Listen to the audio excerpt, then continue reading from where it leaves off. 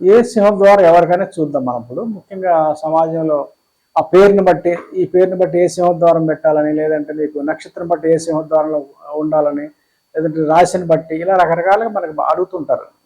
నా ఏ సింహద్వారం సూటబుల్ అని చెప్పేసి. అంటే ప్రాచీన గ్రంథాలు ఏం చెప్పారో చూద్దాం మనం. ఈ ఈ విషయానికి సంబంధించి సింహద్వారం సంబంధించి ప్రాచీన గ్రంథాలు ఎక్కువ మనకు చతుశ్శాల గృహాల గురించి మాట్లాడారు. చతుశ్శాల మండవలోగులు అంటాం. ఆ మండవలోగులు అన్న దాంట్లో చతుశ్శాలలో త్రిశాల కట్టొచ్చు, ద్విశాల కట్టొచ్చు, ఏకశాల కట్టొచ్చు, లేదా చతుశ్శాల మండవలోగులు కట్టుకోవచ్చు. ఆ కంటెక్స్ట్లో ప్రాచీన గ్రంథం మైమతం కానీ మానసారలో కానీ అసలు ఈ ద్వారం గురించి ఏం చెప్పారు, ఎలా చెప్పారనేది ఆ విషయం ఇప్పుడు చెప్తాను మీకు. ముఖ్యంగా 4 దిశలకు ద్వారం కలిగిన చతుశ్శాల అన్ని వర్ణం వారికి అనుకూలించడం చెప్పారు. 4 పక్కల ప్రధాన దిశలో ద్వారం ఉన్నది ఉన్న గృహం అందరికీ అనుకూలించడం చెప్పారు. అన్ని వర్ణముల వారికి చెప్పారు. అక్కడ కులం ప్రస్తుతం తేలేదు, వర్ణం అని చెప్పారు. అంటే మీకు తూర్పు, పడమర, ఉత్తర, దక్షిణ 4 దిశలకు కనుక మీ ద్వారాలు ఉన్నట్టయితే ఉన్న గృహం అన్ని వర్ణముల వారికి అనుకూలించడం అని చెప్పారు. అంటే ఎవరికి నిషేధించలా, వీళ్ళకి ఇటు ఉండొద్దు ఇటే ఉండాలని చెప్పలా. ఫస్ట్ పాయింట్ అది. రెండోది, తూర్పు ప్రధాన ద్వారం కలిగిన గృహము బ్రాహ్మణ వర్ణం వారికి సర్వసంపదను కలిగించడం అని చెప్పారు. తూర్పు ప్రధాన ద్వారం కలిగిన గృహము బ్రాహ్మణుల వర్ణం వారికి సర్వసంపదలు కలిగించడం అని చెప్పారు. బ్రాహ్మణులు సర్వసంపదలు తూర్పు ద్వారం. ప్రాచీన కాలం బ్రాహ్మణ వర్ణం వారికి సర్వసంపదలకు సంబంధం పెట్టారు. అలా మీకు దక్షిణ ప్రధాన ద్వారం కలిగిన గృహము రాజులకు కోశాగార వాహన వృద్ధి కలిగించడం అని చెప్పారు. దక్షిణ ద్వారం రాజులకు కోశాగారము ధన వృద్ధి వాహన వృద్ధి కలిగించడం అని చెప్పారు. రెండవది ఫలితం. అలా మూడవది, పశ్చిమ ప్రధాన ద్వారం కలిగిన గృహము వైశ్యులకు ధన ధాన్య సుఖము కలిగించడం అని చెప్పారు. పశ్చిమ ప్రధాన ద్వారం వైశ్యులు ధన ధాన్య సుఖము కలిగించడం చెప్పారు. అలాగే ఉత్తర ప్రధాన ద్వారం కలిగిన గృహము శూద్రులకు ధనధాన్య సుప్రదం అన్నారు. సుఖం మాట ఎత్తల ధనధాన్య సుప్రదం అన్నారు ఉత్తర ద్వారం. అలాగే మీకు తూర్పు ముఖ ద్వారం కలిగిన స్వస్థ గృహము వైశ్యులకు శూద్రులకు కూడా శుభం అని చెప్పారు. మళ్ళీ ఇంకోటి లాస్ట్ సూత్రం. అయితే మనం ప్రధానంగా చూసుకున్నట్టయితే ఎవరికి వారి వృత్తి ఆధారంగా ఈ ద్వారం చెప్పడం జరిగిందని అర్థం అవుతుంది మనకి. వాళ్ళ వృత్తి ప్రవృత్తి ఆ రోజుల్లో రెండు ఒకటే ఉండేవి. వాళ్ళ ప్రవృత్తిని బట్టి వృత్తి వచ్చేది. మనిషి వాళ్ళ టాలెంట్ని బట్టి బ్రాహ్మణ వర్ణంగా ఉండటం కానీ, రాజు క్షత్రియ వర్ణంగా ఉండటం కానీ, వ్యాపారం చేసే శూద్ర మన వైశ్యులుగా ఉండటం కానీ, మనకి లేదంటే శూద్రులుగా ఉండటం కానీ ఉండేది ప్రాచీన కాలంలో. ముఖ్యంగా మీరు చూసినట్టే బ్రాహ్మణ వర్ణం అంటే మీకు తెలివైన వాళ్ళు, ఇంటలెక్చువల్ పీపుల్ అనొచ్చు. వాళ్ళు అంటే ఉద్యోగం చేసుకునేవాళ్ళు, మంత్రి పదవులు అట్లా. మంత్రి అంటే ప్రాచీన కాలంలో సలహాదారులు, మనకి మెంటల్ ఇంటలెక్చువల్ బాగున్న వాళ్ళు తూర్పు సింహద్వారం ఉంటే మంచిదన్నట్టు మనం అర్థం చేసుకోవాలి. వాళ్ళకి సర్వసంపద కలిగిస్తుందని చెప్పారు ఈస్ట్. అలాగే మీరు దక్షిణ ప్రధాన ద్వారం రాజులకు అన్నారు. రాజులు అంటే మీకు ఒకప్పుడు రాజ్యానికి అధిపతులు, ఏదైనా ఒక పెద్ద ఇండస్ట్రీకి అధిపతి కానీ, ఒక పెద్ద వ్యాపారవేత్తల అధిపతులు కానీ, ఇలాంటి వాళ్ళు అనేక మందికి ఉపాధి కల్పిస్తున్న ధనవంతులు ఈ దక్షిణ ద్వారం ఉన్నట్లయితే కోశాగారం వాహన వృద్ధి కలుగుతుందని చెప్పుకోవచ్చు, అర్థం చేసుకోవచ్చు మోడర్న్ కంటెక్స్ట్లో. కాబట్టి మీరు క్షత్రియ లక్షణాలు కలిగిన వాళ్ళు ఈ దక్షిణ ద్వారం మనం ఉపయోగించుకోవచ్చు, వాళ్ళకి అనుకూలిస్తున్నారని అర్థం చేసుకోవాలి. అలాగే మీకు పశ్చిమ ప్రధాన ద్వారం వయస్సులకు అని చెప్పారు.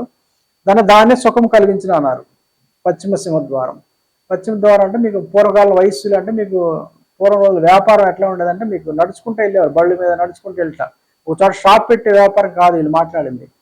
దూర ప్రాంతాలు దూర ప్రయాణాలు చేసి వ్యాపారం చేసే వాళ్ళు దృష్టిలో పెట్టి చెప్పారు వయస్సులు వాళ్ళకి. ఆ రోజుల్లో వాళ్ళు ధనధాన్య సుఖం కలిగించని చెప్పారు పశ్చిమానికి.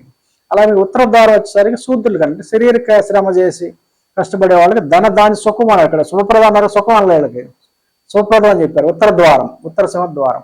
కాబట్టి ఇప్పుడు మీరు ఏదో లో లెవెల్లో చిన్న ఉద్యోగం చేసి కాయ కష్టం చేసుకుని శ్రమ పడేవాళ్ళు ఉత్తర ద్వారం వాళ్ళకి ఉంటుందని అర్థం చేసుకోవాలి. వ్యాపారం చేసి కొంతమందితోటి మన ఎంప్లాయీస్కి పెట్టుకుని ఇండస్ట్రియలిస్టులు కానీ వ్యాపారం చేసేవాళ్ళు ఎవరైనా సరే ఆ మైండ్ సెట్, ఆ ప్రవృత్తి కలిగిన వాళ్ళు పశ్చిమ ద్వారం ఉపయోగించుకోవచ్చు. క్షత్రియ మైండ్ సెట్ ఉన్నవాళ్ళు దక్షిణం వాడుకోవచ్చు. అలాగే ఈస్ట్ ఇంటలెక్చువల్ ఈ మైండ్ సెట్ ఉన్నవాళ్ళు తూర్పు ద్వారం వాడుకోవచ్చు అని అర్థం చేసుకోవాలి మనం. అంతే వ్యక్తిగత జాతకం బట్టి కానీ వ్యక్తిగత నక్షత్రం బట్టి పేరు ఆధారంగా రాశి ఆధారంగా ప్రాచీన గ్రంథంలో లేదు, కేవలం వర్ణ ఆధారంగా చెప్పారు. వర్ణం అంటే వాళ్ళ గుణం అన్నట్టు, గుణం ఆధారంగా చెప్పారు ఆ రోజుల్లో. అంతేటప్పుడు నక్షత్రం బట్టి పేసింగ్ డిసైడ్ చేయడం శాస్త్ర ప్రమాణం కాదు, సరిపోదు. అది రాశి కూడా కరెక్ట్ కాదు. ఎందుకంటే మీకు జాతకం చూసుకుంటే లగ్నాధారంగా చూస్తారు జాతకం. ఒకళ్ళు ఎవరైనా జాతకం చూడగలిగి జాతకరీత్యా ఈ ఫేసింగ్ బాగుంది, ఈ గ్రహం బాగుందని దాని తగ్గట్టు మీరు రవి బాగుండి తూర్పు పెట్టుకోవచ్చు, తూర్పు సింహద్వారం పనిచేస్తుంది. కుజుడు బాగుండి దక్షిణ సింహద్వారం పనిచేస్తుంది. శని బలంగా ఉన్నట్టయితే వెస్ట్ పనిచేస్తుంది. అలాగే మీకు మార్స్ బాగున్నట్టయితే ఉత్తరం పెట్టుకోవచ్చు, ఉత్తర సింహద్వారం పెట్టుకోవచ్చు. అది ఆస్ట్రాలజికల్ ఒకవేళ అలా ఎవరైనా చెప్పగలిగే వాళ్ళు ఉంటే. లేకపోతే నష్టమే లేదు. మనకి వ్యక్తిగతంగా ఎవరికాళ్ళు దొరికే గృహాలు వాళ్ళ జాతకరీత్యా వాళ్ళకి అమృతాయి. మనం ప్రత్యేకించి చేయలేము. మన జాతకం బాగుంటే, ఈ చతుర్థ స్థానం బాగుంటే వాళ్ళ మంచి గృహం దొరుకుద్ది. చతుర్థ స్థానం బాగోకపోతే చెడ్డ గృహమే దొరుకుద్ది. అది వేరే విషయం. అలానే అన్నీ వదిలేయకూడదు. మానవ ప్రయత్నం చేయాలి కాబట్టి తెలుసుకోవాలి. బట్ ప్రాచీన గ్రంథాల్లో పేరుని బట్టి, నక్షత్రం బట్టి, రాశి బట్టి చెప్పలేదు. 16వ శతాబ్దం తర్వాత గ్రంథాల్లో వచ్చినాయి అట్లా రాశి బట్టి చెప్పారు. అవి కూడా వాళ్ళు చదువుతుంటే మనకు అది మనకు ప్రామాణికంగా ఉన్నట్టు అనిపించట్లా. కొన్ని చెప్పడం అక్కడ రాశిని బట్టి చెప్పారు కొన్ని గ్రంథాల్లో. 16వ శతాబ్దం తర్వాత గ్రంథాల్లో, అంత ముందు గ్రంథాల్లో లేవు. తర్వాత మీకు ఇంకొకటి ప్రాచీన గ్రంథాల్లో ద్వారం ఎదురే ద్వారం పెట్టాలని కానీ, మీకు దొడ్డి ద్వారం పెట్టమని ప్రస్తావన లేదు. సింహద్వారం ఉంది, ఉపద్వారం ఉంది, జలద్వారం, మూడే చెప్పారు. దొడ్డి ద్వారం మాట లేదు అక్కడ ప్రాచీన గ్రంథాల్లో. అన్ని 4 సైడ్లు ద్వారం పెట్టమన్నారు. ఎక్కడ పెట్టాలో చెప్పారు. దొడ్డి ద్వారం మాట వాళ్ళ, బ్యాక్ డోర్ అనలే, ద్వారం ఎదురు డోర్ పెట్టమనలే, ద్వారం ఎదురు గేట్ పెట్టమనలే, ఎక్కడ లేదు. వాటి స్థానం ఇచ్చారు. ఎలా పెట్టాలో చెప్పారు, ఎక్కడ పెట్టాలో చెప్పారు. దానికి ఎదురుగా ఏ ఉండాలో ఉండకూడదు చెప్పారు. అంతే తప్ప ఎదురెదురు పెట్టమని చెప్పాల.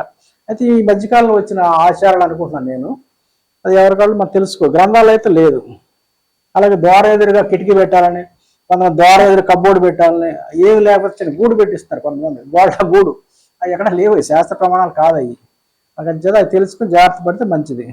అలాగే మీకు ఉపద్వారం అంటే చిన్న ద్వారం అని చెప్పారు. అవి అవసరం బట్టి పెట్టుకోమన్నారు తప్ప వాటికి ప్రత్యేకించి కంపల్సరీ పెట్టమల్లా. ఇది ద్వారాలకు సంబంధించిన ఇతర విషయాలు, ప్రాచీన గ్రంథాల్లో చెప్పిన విషయాలు ఇవి.